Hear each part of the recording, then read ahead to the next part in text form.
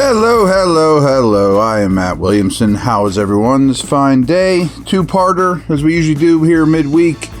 Wrap up, put a little bow on the Packers, move on to the Brownies. So with that win, they now have about a 56% chance of making the playoffs. Went up 6% with that victory, as well as everything else that happened around them in the league.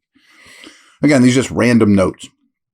So Steelers won this game. They want to talk about fourth quarter Kenny, and that's great. He's been tremendous in the fourth quarter. I mean, way better than the first three quarters. But in this game, 2 for 5 for 8 yards in the fourth quarter. That's not why they won, needless to say. Now, this is really interesting to me.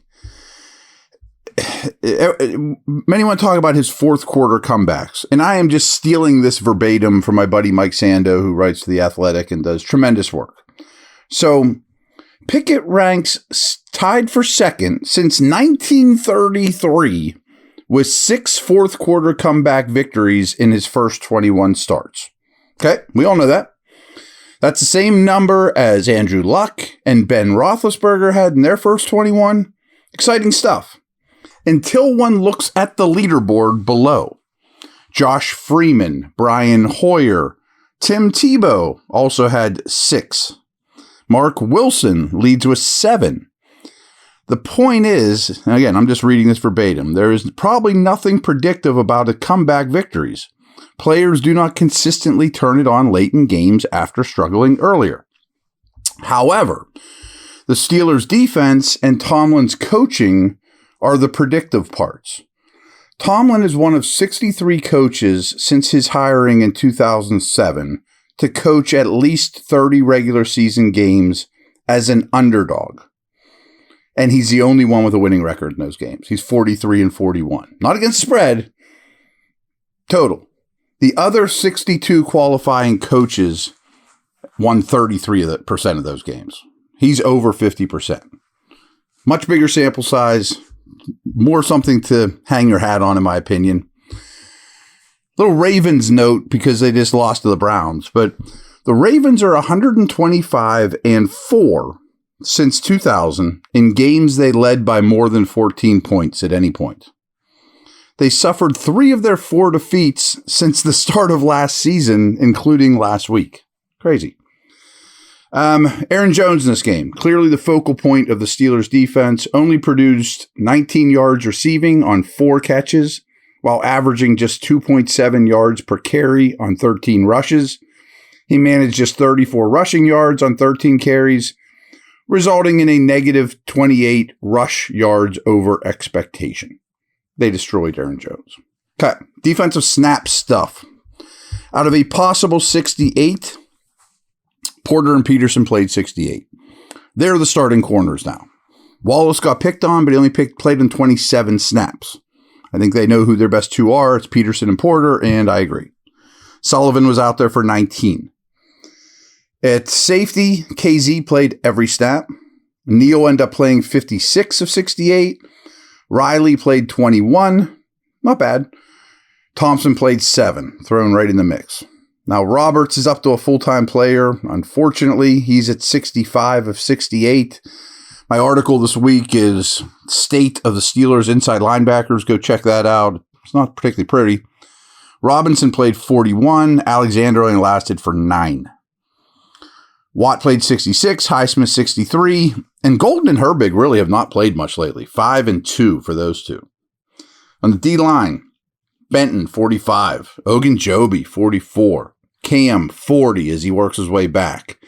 A little concerning. Maybe you'd like to see that a little higher, but I love that Benton's up at the top. Watts, 22. Loudermilk, 8. Leal, only 4. Not sure why Loudermilk over Leal, but I'm not going to look too much into that. 2 guys that played better than I had originally thought were Watts, who, talk about him every week, it seems like. I know he was inactive the week before, but he makes the most of his snaps. And Peterson wasn't bad. I was really hard on the secondary. I said yesterday that he made some plays, but he did more than that. He was pretty consistent as well. Also, the Packers left guard and center, Myers and Jenkins, they were pretty darn good in this game too. So I want to give those guys credit from time to time. I thought the safeties were actually even worse than we thought. KZ and Neal. Wallace was even worse than I thought, or at least as bad. And Roberts, unfortunately, who's now an every down dude, is getting exposed a little bit. It was not a great game for him. Now, take a quick break, and we will reintroduce you to the Cleveland Browns.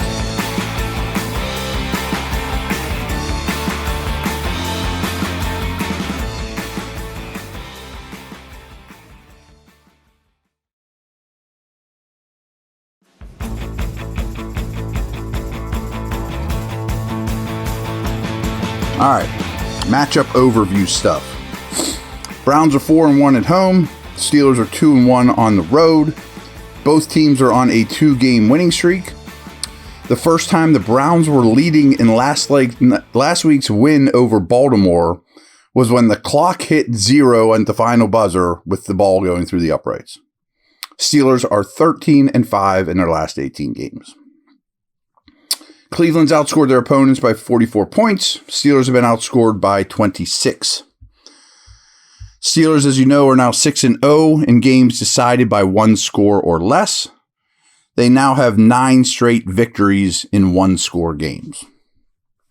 Kind of an art to that, too. Hang with me. This is a big bullet point, but there's a lot of good stuff here with Steeler turnover differential. Their plus 10 is best in the NFL. Browns are minus 4. Steelers defense has the most turnovers created, 18, but Cleveland's not far behind. They've created 15.